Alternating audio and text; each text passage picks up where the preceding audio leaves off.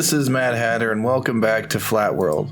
Today, we're going to start off fishing, getting things like a puffer fish and other gear, but we've got to get a lot of iron and gold. The iron is to make a cauldron so that we can get lava from a lava farm and go to the nether. The gold is so we can get golden apples and go get some villagers to get some better gear and get some more blocks and farm a lot more things. It'll also give us an iron farm, and that iron farm will give us access to more than just these stone tools that I'm really sick of. So this is a mob farm we built in last episode. The way it works is we attract mobs into the water at the bottom and we chop them and get their gear. If the mobs have armor on them, we let them drown. Well, if they're zombies, we let them drown. And if they drown, they have 100% chance of dropping their armor. If you kill them, it's just the normal player drop chance. If they are not wearing armor, we want to kill them to get gold. I really don't care about copper at this point. I really want gold or iron. So if they are a zombie, they can drop their iron ingots if we let them die by player kill. Anyway, this is going to be a lot of what we do in the episode, but also we're going to dig out our storage room, which I did off camera, and we're going to start placing items in that storage room. But one of our main things we have to get done is smelting all of the items that we get into golden nuggets or into iron nuggets, depending on what they are. A helmet yields a golden nugget. 9 golden nuggets gives us a gold ingot. 8 gold ingots and an apple gives us a golden apple. Or, if we're talking about iron, we're looking for 7 ingots. Those 7 ingots will give us a cauldron. So, let's get around to moving the... So now you'll see that this progress goes pretty slow. We get a couple of nuggets here and there, and when we smelt the shovels, we had a couple more iron nuggets. And I want to know, what do you think we'll get first? Do you think we'll get a golden apple first or a cauldron first? So now if you look, you see that all of these monsters that have drowned, I go through and attack them, chop them, knock their armor off, and then go pick up the armor. In the end, we will need to catch a zombie villager, but we don't need a zombie villager at this particular moment in time because it's just going to hold up mob cap, and we really want more mobs and the mob farm rather than villagers sitting there on the side, not giving us more gold or iron. So I duck into these corners and I can attack the spiders as they get stuck up high, and also I can pick up all the items. And that's kind of how we use this farm. It's just going to be a lot of that I do off camera, because I'm sure you don't want to see me get 144 different pieces of gold armor and smelt those 144 pieces of gold armor.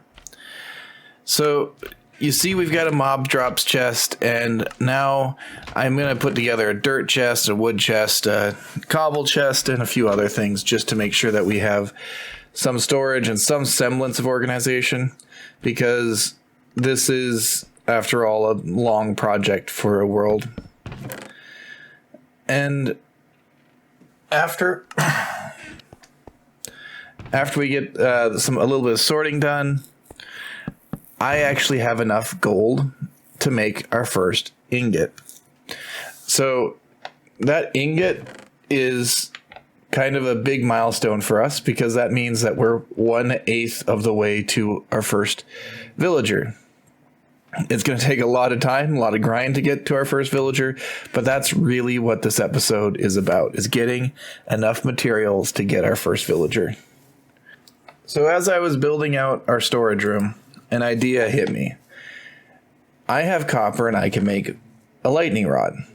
A lightning rod on its own, it doesn't seem very useful, but when you combine it with pigs, it gives you the ability to get zombie pigmen before going into the nether. like I will say for a couple of things in this series, don't do this on a server. Don't do this when you're playing with other people because it will ruin their experience. But on a single player world or a world that is for me only, like this one, it is possible for you to breed a whole pile of pigs, and those pigs to get struck by lightning, turn into zombie pigmen and get gold. This thing is not a fast gold farm. You'll get a lot of gold in one spurt, but it is way faster than, waiting for monsters to spawn to get all of those individual pieces of armor. I had Malenko invited to the server just so that we could get a couple more people to help grind this out.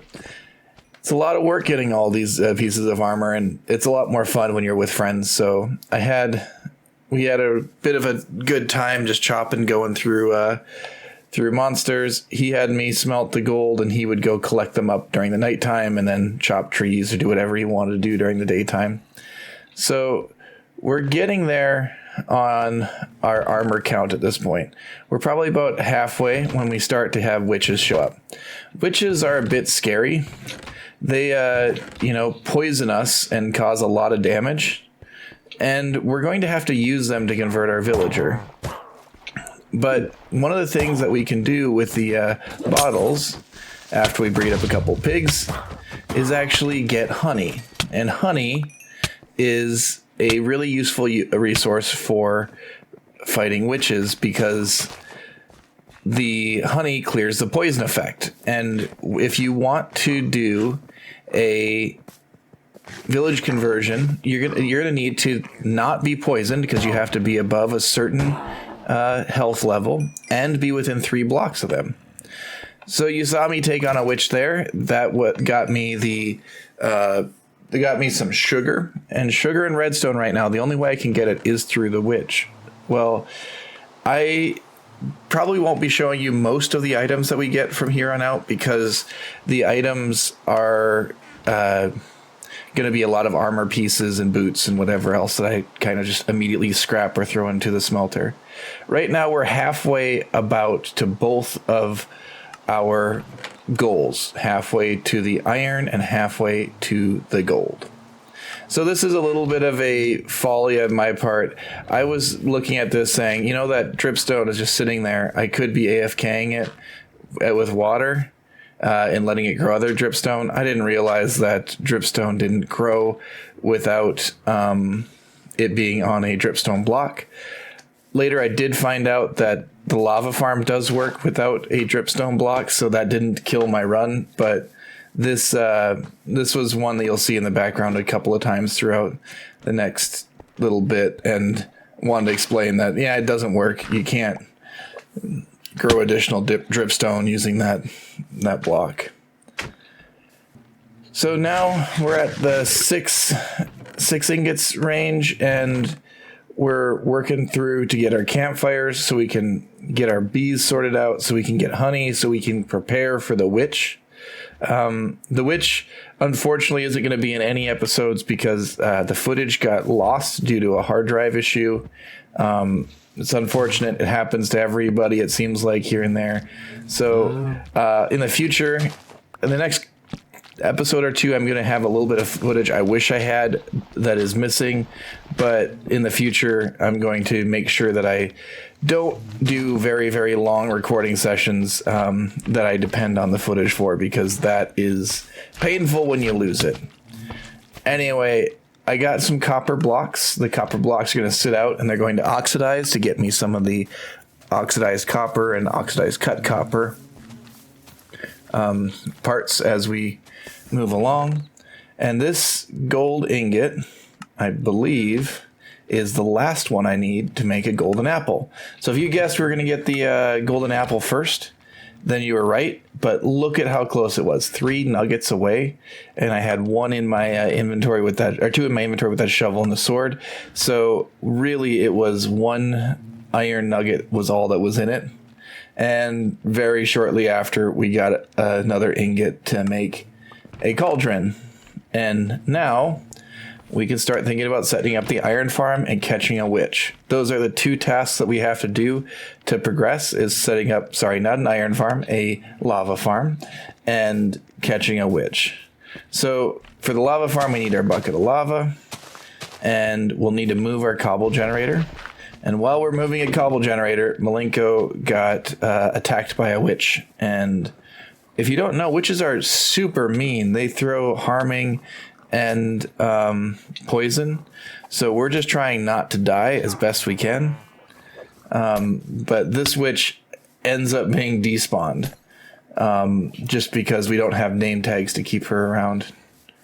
So Malenko stuff, it's gonna have to sit there for another day. Now, the lava farm that we're building is a really simple cobblestone generator with a pointed dripstone underneath.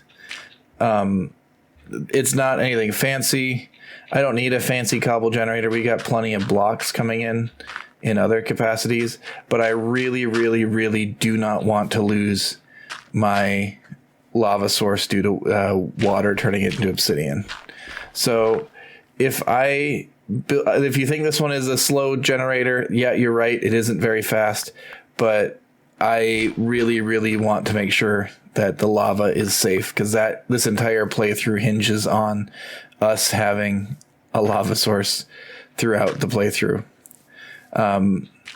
So this is my style of cobblestone generator. I know other people probably have other designs that are much more efficient and more advanced, but this one I know is safe, and I don't risk myself losing the lava. So as I go up, I want to put the water in first. The reason for putting the water in first is that I can know that the obsidian isn't going to go anywhere near the water if I screwed something up. So a lava bucket goes in the cauldron to start with, and we grab some water. And I always go back to the hole that Malenko uses to drown zombies, and have to come back and take my water from a more appropriate place, like an infinite water source. Now, our cobble generator's up, and this is just AFK, and we can get to the nether. We need to get a whole bunch of lava, and then we can build our farm, our portal. I'm going to cover up the lava so I don't end up falling in it. And then, after playing in this world for this long, I am sick of slimes. You may have seen that I had a slime resource pack that came out with the help of Bud. This video was recorded before that pack was produced, so I don't know exactly where these slime chunks are at this point in time, other than from chunk base. So I'm doing a lot of extra slabbing, and the slabbing is not my favorite way of getting rid of slime chunks anymore. I like to do path blocks on the flat world. Path blocks will prevent the spawns, and it's just way faster. You don't have to use as many tool uses, and it's a lot more comfortable when you're walking because they don't spawn on the path block, and you don't have to go up and down. I used my chunk borders pack when I was doing this. I recorded a little clip of me doing it this way. If you actually watched the slime chunk pack video, you'll see it's so much easier than me checking chunk base and going around and then marking out the chunks. You just literally color in. I hope you enjoyed that pack, and if you haven't, then it's on the screen. This is the painful old way to do it, and I went through an absolute ton of shovels because I am so sick of slime. It is not even funny how many slimes you get in the flat world. That many shovels is how many I go through. And I also decided I hated the slabs. Stepping up on them was brutally tiresome when you're getting around your base. So I burned it all down. I was happy I didn't make cobblestone slabs because, yeah. So this was my first attempt at getting a zombie villager and a witch. They happen to show up at the same time, and you can basically guess I want to get them in the boat so that way I can control where they're at and I don't have to worry about getting continuously killed by the witch. And the zombie, I'm gonna put him in the water. Zombie villagers don't drown, so I don't have to worry about him dying to drowning. One of the things I learned about this mob farm, I think I mentioned before that using these trap doors to funnel mobs in, well, that was kind of a bad idea. We blew up this farm so many times because we'd get a creeper on those trap doors and he'd see us and blow up. So really just put them in the water. The water makes things much more safe. So now that both the the witch escaped and the zombies in the water, I let the zombie out and he murders the witch because the zombie was poisoned by the witch and he didn't like it. So now the witch had to die. Don't put the zombie and the witch in the same boat. They will kill each other. And then he'll kill you. Now, I lost the video of us getting the first villager. I'm sorry about that. Nothing I can do about it. So here's a pig fountain. This is what it looked like right before we got the lightning storm to hit the pigs. That happened off camera as well. But hopefully you guys enjoy it. I wish I could show you how the villager conversion attempt went because it involved us dying over and over and over again, but it's lost, and that's the way it goes. Hopefully you enjoyed the video. The next one, we will be looking at getting to the Nether and hopefully getting more resources. Anyway, that's Mad Hatter, and I'm out. Bye!